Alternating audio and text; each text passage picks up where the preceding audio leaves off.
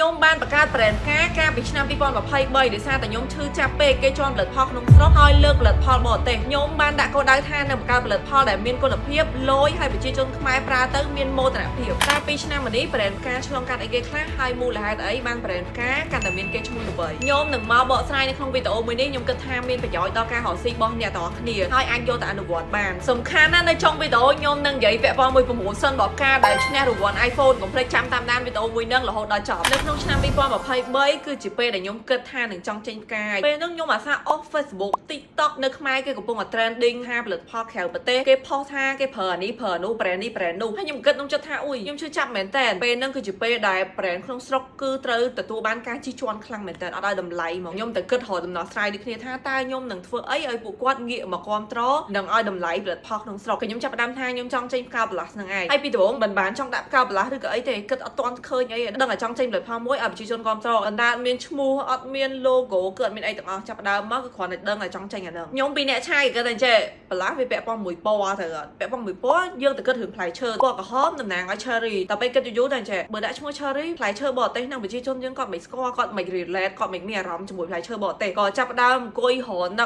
កក៏ឃើញបើយើងដាក់ផ្កាមិនដែរផ្កាក៏វាពាក់ព័ន្ធមួយមនុស្សស្រីយើងអាចយកឈ្មោះផ្កាខ្មែរមកកណរាប់រយមុខអញ្ចឹងក៏សម្រេចចិត្តដាក់ឈ្មោះ brand ផ្កាហ្នឹងឯងនៅពេលដែលនឹកឃើញឈ្មោះ brand ផ្កាប្លាស់ហ្នឹងក៏ចាប់ផ្ដើមទៅអង្គុយគូ logo ហើយក៏នឹកឃើញថាទម្រង់ logo អាចនឹងជាទម្រង់ផ្កាហ្នឹងហើយពេលដែលខ្ញុំគូឲ្យឡើងកវិកកវចខ្ញុំនឹកស្មានថា logo អាកវិកកវចហ្នឹងមានមកដល់រហងៃហើយទទួលបានអ្នកគ្រប់គ្រងខ្លាំងអញ្ចឹងណាសិតតែយើងមើលឃើញអ្នកគ្នាសំខាន់យើងទៅធ្វើសិនហើយពេលដែលខ្ញុំបើកសៀវភៅទៅមើល logo ហ្នឹងម្ដងទៀតគឺខ្ញុំមានអារម្មណ៍ថារំភើបសប្បាយហើយល្វីវក្ដុកក្ដួនណាពេលដែលចាប់ផ្ដើមដាក់ឈ្មោះផ្កាចាប់ផ្ដើមបង្កើត page ចាប់ផ្ដើមអីខ្ញុំគិតពាក់ព័ន្ធមួយផ្កាហ្នឹងដើមឆ្នាំ2023ប៉ុន្តែនៅពេលដែលបានចេញជាក់ស្ដែងខ្ញុំតែរយៈពេល8ខែមិនបានចេញមកបានចេញដល់តាំងពីពេលគូរហូតដល់ពេលចេញជារូបរាងហ្នឹងរយៈពេលជិត1ឆ្នាំថ្ងៃទី11ខែ11ហ្នឹងគឺខ្ញុំចេញពីរពណ៌ហ្នឹងឯងពណ៌កាឡាផៃនិងពណ៌ផ្កាឈូកពេលហ្នឹងគឺជាពេលដែលខ្ញុំចាប់ផ្ដើមដាក់ស្មុកហ្នឹងដោយសារតែខ្ញុំទៅសៀមរាបហើយឃើញគេលក់នៅម៉ាកៅលក់អីហ្នឹងឯងដាក់ស្មុកអញ្ចឹងបើខ្ញុំថាការដើរលេងក៏មានអត់ប្រយោជន៍ដែរធ្វើឲ្យយើងមានគំនិតមាន idea ថ្មីមកអញ្ចឹងក៏ខ្ញុំគិតថាអីបើខ្ញុំបានដាក់ការបន្លាស់របស់ខ្ញុំចូលក្នុងស្មុកហ្នឹងបែរជាបានជួយគ្រប់គ្រងជាចំណែកមួយដែលជួយគ្រប់គ្រងផលិតផលក្នុងស្រុកដូចគ្នាឲ្យប្រជាជនមានការងារធ្វើដើម្បីចង់ធ្វើទីផ្សារឲ្យមនុស្សស្គាល់ដោយសារវាថ្មីហើយអត់ទាន់សូវមានលើទីផ្សារនៅខ្មែរខ្ញុំដាក់ទិញមួយថែមួយហ្មងមនុស្សបុកទិញខ្លាំងមែនតើហើយខ្ញុំពីរអ្នកផងបុគ្គលិកខ្ញុំពីរអ្នកអង្គធ្វើចង់តន់នេះឡើងវល់វែកតែក៏សប្បាយចិត្តដែរដោយសារតែពេលចេញភ្លាមហ្នឹងគឺប្រជាជនយើងចាប់ផ្ដើមបុកទិញហ្មងហ្នឹងហើយអ្នកគ្នាអញ្ចឹងសរុបសេចក្តីឡើងវិញចេញផលិតផលមួយឯងខ្ញុំចង់ប្រាប់អ្នកនរគ្នាថាមិនមែនគ្រាន់តែចេញឲ្យតែបានចេញទេតើវាមានចំណុចគោលពិសេសអីគេនៅក្នុងហ្នឹងពាក់ព័ន្ធមកសោះខ្មែរពាក់ព័ន្ធមួយដាក់ស្មុកអីហ្នឹងគឺសិតតែជាអីដែលខ្ញុំធ្វើឲ្យបានប្រសិទ្ធភាពមិនមែនថាអ្នកគ្នាយកទៅធ្វើតាមខ្ញុំនឹងតែបានផលទេអាចសាកវិធីសាស្ត្រផ្សេងៗនៅក្នុងហ្នឹងអ្នកគ្នា2023ប្រជាជនយើងចាប់ផ្ដើមគ្រប់គ្រងតិចតិចទេត្រូវអត់ឥឡូវទៅស្ដាប់2024អ្នកគ្នាគឺជាពេលដែលផ្កាចាប់ផ្ដើមវឹកវរមានគេឈ្មោះឲ្យប្រជាជនគ្រប់គ្រងខ្លាំងមែនតើក្តីសម័យរបស់ខ្ញុំចាប់ផ្ដើមលេចជារូបរាងមិនមែនតិចតួចទេគឺខ្លាំងហ្មងអញ្ចឹងគឺភាពទៀងទាត់សំខាន់មែនតើពីច្រើនគឺយើងរកអីថ្មីយើងរកអីមានឲ្យពួកគាត់មើលរហូតឲ្យគាត់កាន់តែចង់ប្រើអីដែលគាត់កំពុងមានរាល់ថ្ងៃនេះជាឧទាហរណ៍ទិញផ្កាបន្លាស់ហ្នឹងទៅមួយឲ្យប្រើងាយអស់ហើយណាបើសិនជាម្ចាស់ brand ហ្នឹងអីក៏អត់ធ្វើទីផ្សារអត់ដែរឲ្យគាត់ឃើញគាត់ភ្លេចបាត់ក៏ទុកកលៀតជាងទៅផលិតផលផ្សេងហើយពួក cosmetic ច្រើនខ្លាំងណាស់រាប់រយរាប់លានត្រូវដូរម៉ូដរហូតប៉ុន្តែមូលហេតុអីផ្កានៅតែឈរជើងហើយនៅតែល្បីនៅតែលក់ដាច់ដោយសារអីគាត់ឃើញរហូតភាពទៀងទាត់នៅលើ social media មួយថ្ងៃយ៉ាងតិចណាស់ក៏មានអីផុសមួយដែរហើយក្នុងឆ្នាំ2024នេះគឺខ្ញុំបានចេញពីរពណ៌ថ្មីគឺពណ៌ផ្ការំដួលហើយជាមួយនឹងផ្កាផ្កលាត់ពី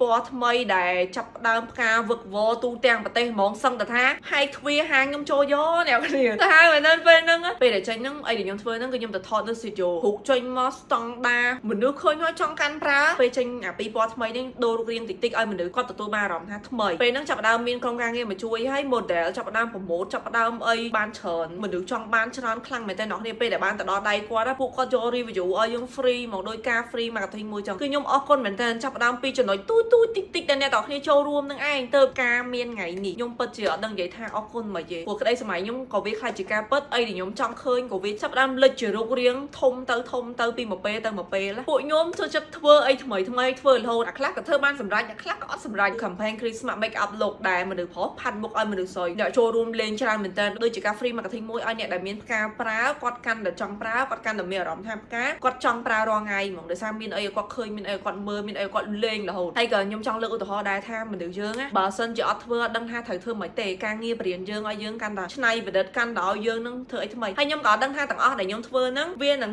លទ្ធផលចេញមកមិនដែរសំខាន់ខ្ញុំធ្វើរហូតអត់ឈប់អីអ្នកគ្នាអាខ្លះវាទទួលបានប្រសិទ្ធភាពអាខ្លះក៏អត់ទទួលបានប្រសិទ្ធភាពដែរប៉ុន្តែខ្ញុំធ្វើអត់ឈប់មកនៅក្នុងឆ្នាំ2024ហ្នឹងអីខ្ញុំដាក់និយមន័យឲ្យផ្កាមានគេឈ្មោះគឺដោយសារអីគឺភាពទៀងទាត់ខ្ញុំចង់និយាយរឿង promotion ផ្កាបន្តិចទិញមកប្រអប់អត់ discount ទិញ2ប្រអប់ 10% ទិញ3ប្រអប់ទទួលបាន 20% ហើយលើសពីហ្នឹងណាអ្នកនរមានឱកាសកោសយក iPhone ទៀតហើយ promotion ហ្នឹងគឺធ្វើនៅថ្ងៃទី6 7 8ទិញបានតាម online ឬក៏ website បើចង់បានលឿនទិញតាម website ក៏បានឃើញវីដេអូហ្នឹងទៅទិញឥឡូវតែអត់ទិញឥឡូវទេអត់តាន់ទេព្រោះអី stock មានតិចមែនតើចូលទៅទិញផ្កាទាំងអស់គ្នាមកអ្នកនរយើងនិយាយនៅក្នុងឆ្នាំ2025នេះកំពុងតែក្តៅហុយហុយអញ្ចឹងណាថាផ្កានឹងមានគម្រោងធ្វើអីគេខ្លះនៅក្នុងឆ្នាំនេះហើយនៅក្នុងឆ្នាំនេះពួកខ្ញុំត្រៀមនឹងបញ្ចូលមកហើយខ្ញុំក៏លើក brand ផ្កាកាន់តែធំមកកម្រិតទៀតអីដែលខ្ញុំផ្ដោតសំខាន់ក្នុងឆ្នាំ2025នេះគឺ branding របស់ផ្កាដូចគ្នាពីមុននៅពេលដែលខ្ញុំចេញផលិតផលដំបូងខ្ញុំបានគិតរឿងហ្នឹងឯអ្នកគ្នាធ្វើអីតាមអារម្មណ៍តាមចិត្តទេអត់ដឹងថា branding ហ្នឹងអីគេទេអញ្ចឹងឆ្នាំនេះខ្ញុំផ្ដោតឲ្យខ្លាំងហ្មងសឹងតែអ្នកនរគ្នាឃើញ poster ឃើញ caption ឬឃើញអីតាមបន្តិចក៏ដឹងថាអូអានឹងផ្កាហ្មងអាហ្នឹងហើយជា branding នៅក្នុង pop up ដែលខ្ញុំទៅធ្វើថ្ងៃទី4 ខែ 4នេះក៏ខ្ញុំចង់លើក branding របស់ផ្កា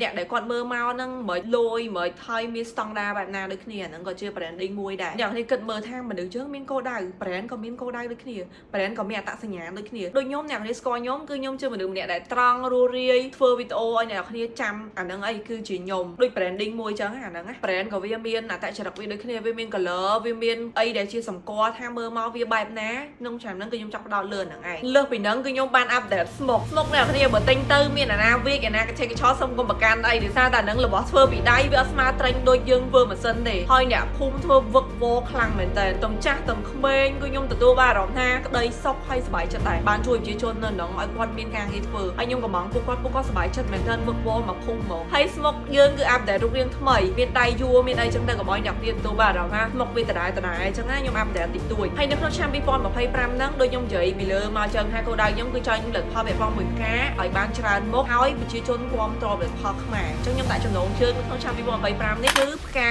Rich Skuski ពេញកម្ពុជាតែអញ្ចឹងគឺក្តោបហ្មងអ្នកគ្នាងាយយល់ទេឲ្យប្រជាជនក្នុងស្រុកគ្រប់គ្រងឲ្យបានច្រើនពេលដែលចាប់ផ្ដើមប្រជាជនក្នុងស្រុកគ្រប់គ្រងច្រើនគឺយើងអាចមានដើមទុនទៅធ្វើអីផ្សេងទៅធ្វើអីដែលលយអាចនាំចេញទៅក្រៅប្រទេសព្រោះខ្ញុំអត់ចង់បានចំណូលតែពីបងប្អូនឯងនៅក្នុងប្រទេសទេខ្ញុំចង់បានចំណូលពីក្រៅប្រទេសមកទៀតហើយអីដែលគោលដៅធំបំផុតដែលខ្ញុំចង់ដើរទៅរកជាងគេហ្នឹងគឺដាក់ថា made in Cambodia ខ្ញុំចង់ជាងគេអាហ្នឹងឯងហើយអាអីដែលខ្ញុំកំពុងធ្វើរាល់ថ្ងៃនេះគឺខ្ញុំកំពុងតែចង់ដើរទៅរកហ្នឹងឯងខ្ញុំដឹងថាការបើករោងចក្រមិនមែនជារឿងងាយស្រួលពិបាកមែនតើហើយក៏អត់មានអ្នកគេសូវចង់ធ្វើអាហ្នឹងដែរប៉ុន្តែមិនថាជួបរឿងអីទេខ្ញុំនឹងដាក់ made in Cambodia ឲ្យបាននៅលើផលិតផលរបស់ខ្ញុំមិនថាអ្នកនរគ្នាទិញមកប្រអប់មិនថាអ្នកនរគ្នាទិញមិនប្រអប់ទេគឺជាការរួមចំណែកជួយដល់ឲ្យខ្ញុំមានទឹកចិត្តទៅធ្វើរឿងពាក់ព័ន្ធមួយផ្កាឲ្យកាន់តែលយហើយក៏ជាការរួមចំណែកជួយដល់ចំណូលនៅក្នុងស្រុកដូចគ្នាទាំងការធ្វើ smoke ទាំងការឲ្យផលិតផលមួយនឹងដើរទៅមុខបានយូរអង្វែងហើយចាប់ផ្ដើម update ពីមួយពេលទៅមួយពេលដែរអត់មានអីក្រៅពីអរគុណអ្នកគ្រប់គ្រងអរគុណខ្លាំងមែនទេអរគុណចេញពីចិត្តហើយនៅក្នុងតាមហាងធំក៏ចាប់អារម្មណ៍យកការទៅលក់ដែរមិនមែនពីមុនហាងធំមានតែផលិតផលក្រៅប្រទេសទេខ្ញុំអត់គិតថាការដែលចាប់ផ្ដើមធ្វើជុំគ្នាឬក៏ចាប់ផ្ដើមប្រកួតប្រជែងគ្នាគឺជារឿងអាក្រក់ឯងការមានការប្រកួតប្រជែងទើបមានការអភិវឌ្ឍឲ្យតែ creative ឲ្យតែចេញអីដែលជាខ្លួនឯងធ្វើមកអត់អីទេយើងប្រកួតប្រជែងគ្នាដើម្បីអីយើងទៅអន្តរជាតិខ្ញុំអត់គិតត្រឹមតែប្រទេសខ្លួនឯងឆ្លោះគ្នាបងប្អូនឯងអីគេគិតថាអ្នកនេះចេញតាមអីអត់ទេចេញអីចេញទៅព្រោះអីគោលដៅខ្ញុំណោះគឺយកទៅអន្តរជាតិហើយមួយទៀតអ្នកគ្នាកុំភ្លេចចូលទិញផ្កាឥឡូវប្រយ័ត្នអស់ព្រោះអីមាន TikTok មែនតើចូលទិញឥឡូវលឿនអ្នកគ្នាវីដេអូហ្នឹងគឺមានតែប៉ុណ្្នឹងឯងអរគុណចំពោះការគ្រប់គ្រងអរគុណដែលចាប់ផ្ដើមមួយខ្ញុំតាំងពី0រហូតមកដល់ឥឡូវជម្រាបលាបាយបាយ